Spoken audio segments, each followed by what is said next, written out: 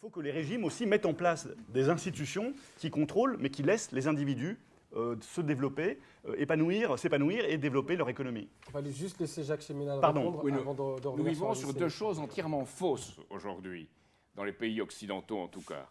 La première, c'est la notion de produit intérieur brut. C'est la somme des valeurs ajoutées. On achète bon marché, on revend cher, on fait la différence, on fait la somme des valeurs ajoutées, on dit que c'est un développement économique.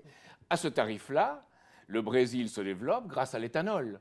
Or, l'éthanol, dans le nord-est de Lula, du bon Lula, qu'est-ce qui arrive? Eh bien, il est rentable, et ça devient rentable, parce qu'on paye $120, $130 pendant 6 mois les coupeurs de canne à sucre, qui sont malades, sans sécurité sociale, sans rien qui les protège à 45 ans. Peut-être que, comme il ne faut pas d'État, il ne faut pas de sécurité sociale, je ne sais pas. Mais en tout cas, il y a un drame épouvantable, bien que le Brésil apparaisse en état de développement. Donc on est en train d'étudier actuellement, je sais, il y a plusieurs commissions qui étudient, cette notion de produit intérieur brut. Qu'est-ce que c'est?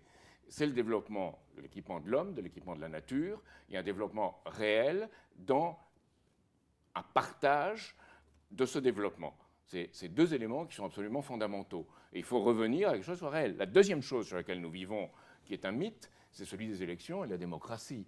Quand même, il faut voir que dans toutes les élections, les gens qui gagnent les élections ont entre 10 et 20% des inscrits qui ont été votés pour eux. C'est quand même très peu, aux États-Unis comme en France, comme ailleurs d'ailleurs.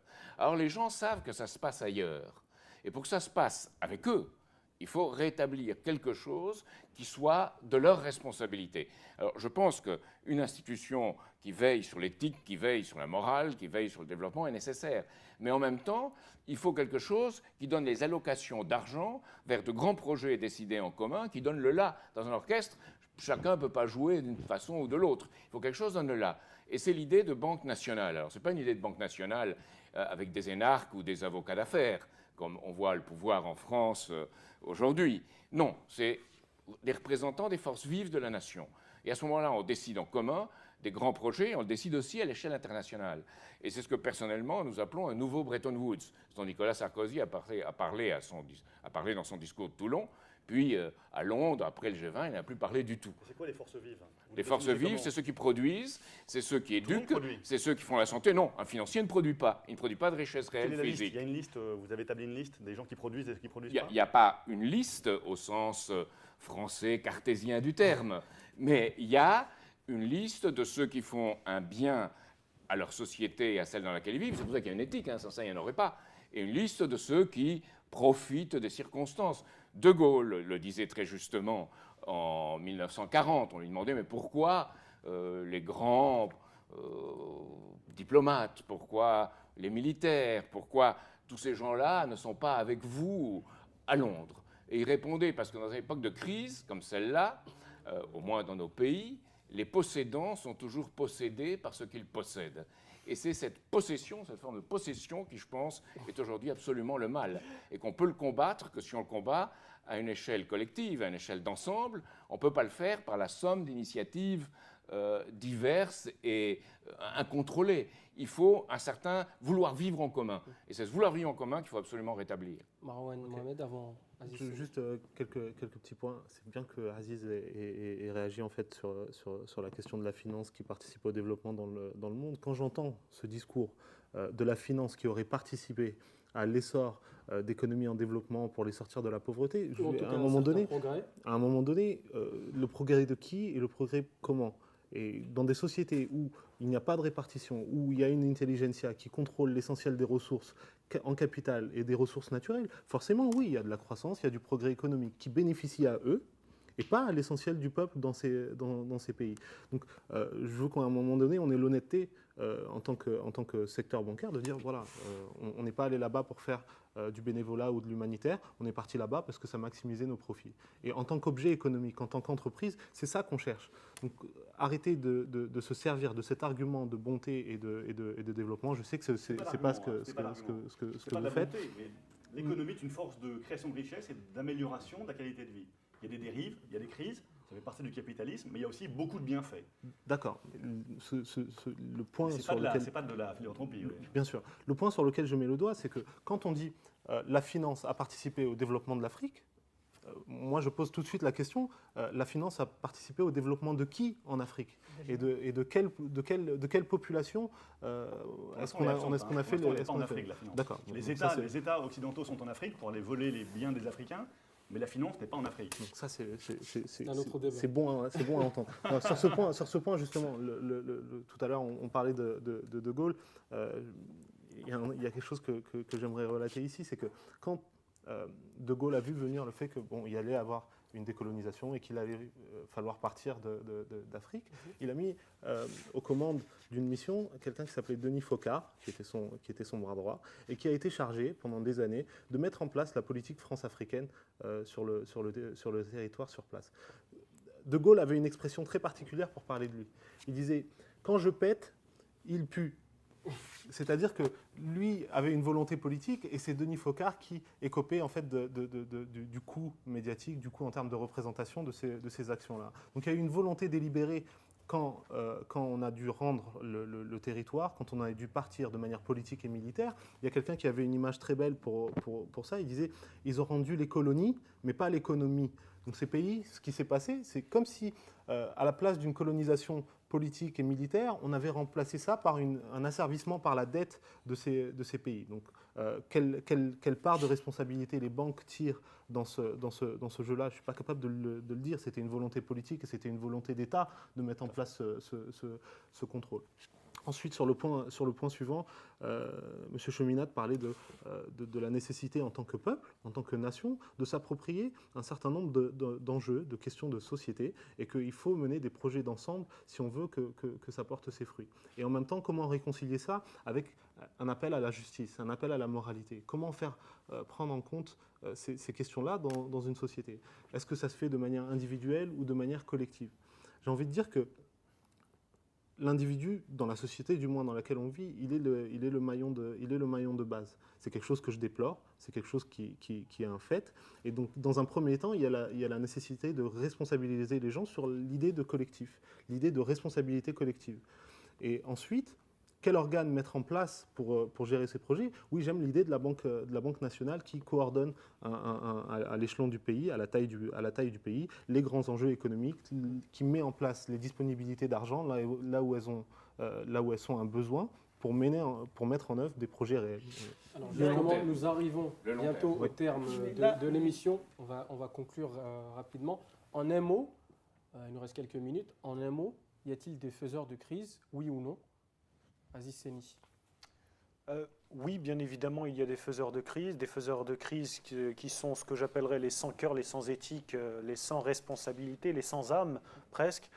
Ceux qui ne pensent qu'à l'immédiat, à la maximisation, sans penser au lendemain, sans penser à ce qui peut arriver. Vous savez, je vais finir en conclusion avec un rêve, parce que il n'y a pas de combat sans utopiste. L'idéal, ce serait d'arriver à un gouvernement mondial avec une fiscalité identique pour tous, avec un SMIC mondial, et arriver à tendre vers cela. Certains ont ri à une époque quand on a parlé d'Union européenne, d'autres ont ri quand on a parlé d'Union de la Méditerranée. Pourquoi pas, après tout, essayer de tendre vers une union mondiale, puisqu'on parle déjà de mondialisation. SMIC européen, Jacques Cheminade. Mondial, pardon. La gouvernance mondiale démocratique de Jacques Attali et Dominique Strauss-Kahn, moi, je n'y crois pas, mais du tout. Je pense que c'est les États-nations entre eux qui doivent convenir de quelle politique ils doivent faire ensemble, et ils doivent le faire très vite. Mais une gouvernance mondiale, c'est nécessairement aujourd'hui des experts venus d'en haut, et l'incapacité à organiser des élections, l'incapacité à organiser leur mise en place par des gens qui puissent le contrôler. Ce sont des gens qui s'autocontrôleraient eux-mêmes. Donc cette notion de gouvernance mondiale est très dangereuse, je pense. Alors que, évidemment, il faut des orientations, des disciplines, des projets qui soient communs au monde. Une série de grands projets. Et ça, c'est une chose dont on discutait après la Deuxième Guerre mondiale. Il y avait la notion de développement, disons, à l'américaine, entre guillemets, ou dans certains courants aussi du côté soviétique, qui à l'époque auraient pu être d'accord pour un développement du monde. Et puis il y avait la notion impériale britannique, l'insertion impériale de certains éléments en Union soviétique, de certains éléments aux États-Unis, qui ont finalement emporté, ont créé les conditions de la guerre froide, qui était un désastre pour le monde entier. Donc il faut sortir de ça et revenir, maintenant qu'on a une chance de paix, à mettre toute l'énergie qu'on a mis pour faire la guerre au XXe siècle, pour faire la paix par le développement mutuel au XXIe. Aurélien Véron. Évidemment, je crois qu'un gros faiseur de crise, c'est l'inflation, et je crois que la monnaie est centrale. Et je pense que, et dans la finance islamique, et dans les réflexions sur le Bretton Woods, on revient à ce concept de la monnaie qui n'est pas un bien comme les autres. Deuxième faiseur de crise, moi je me méfie des pouvoirs. Le pouvoir politique, c'est très rassurant d'avoir des grands projets collectifs politiques obligatoires, mais je crains malheureusement ces pouvoirs qui dérivent très vite. Imaginez que le gouvernement mondial soit dirigé par un Bush ou par un Sarkozy, vous n'avez plus de contre-pouvoir. L'avantage d'avoir des pays différents, c'est que vous pouvez fuir un jour et vous échapper d'un pays qui devient une dictature. Nous, on n'a pas connu la guerre en France. Beaucoup d'Européens n'ont pas connu la guerre grâce à projets européens, mais ça peut revenir. Et je préfère savoir que les pays sont différents les uns des autres et que je peux un jour faire mes valises et partir. Donc moi, je me méfie beaucoup des projets et je crois à la société qui part d'en bas et pas d'en haut. Je pense que les projets collectifs, ils partent d'en bas. Et la responsabilité individuelle et l'éthique, elle vient d'une société qui est libre et pas d'une société qu'on a déresponsabilisée. Lorsqu'on impose à une société comme en France beaucoup de choix collectifs, de l'école qui est imposée par les académies, les retraites qu'on n'a pas choisies telles quelles et qu'on se sent enfant finalement, on est infantilisé, on perd cette notion de responsabilité. Et il faut rendre de la liberté à la société civile d'en bas. Tout part de la France d'en bas. Marwan Mohamed. Ok. Vous posez la question qui est responsable de faire la crise. Est-ce qu'on peut aussi poser la question de qui est responsable de laisser faire la crise? Et si on pose la question dans ce sens-là, alors on se rend compte qu'on est tous des faiseurs de crise en puissance. À partir du moment où on n'a pas pris chacun à notre échelle la responsabilité de notre contribution au monde, alors oui, on porte une part de cette culpabilité. Donc les solutions face à ça, d'abord, le retour de la volonté de justice sociale et économique. Ensuite, je crois très fort en ce qu'Aurélien a dit dans le fait qu'il faut penser un changement qui est vers le bas et un changement qui devient collectif. Donc il y a une convergence d'objectifs au niveau de l'individu, de la famille, et cette convergence se retranscrit par des projets collectifs dès que ça monte en grade. Mohamed El-Bachir Olsas, le mot de la conclusion pour vous? Moi, je pense que les grands faiseurs de la crise, ce sont les spéculateurs et les concepteurs de produits dérivés complexes, déconnectés de la réalité économique, comme les CDO et autres produits tellement compliqués que même les investisseurs avertis ne comprennent pas exactement de quoi il s'agit. Donc, la conception de ces produits dérivés, qui ne sont pas du tout liés à la création économique réelle, c'est, à mon avis, l'une des causes principales de crise.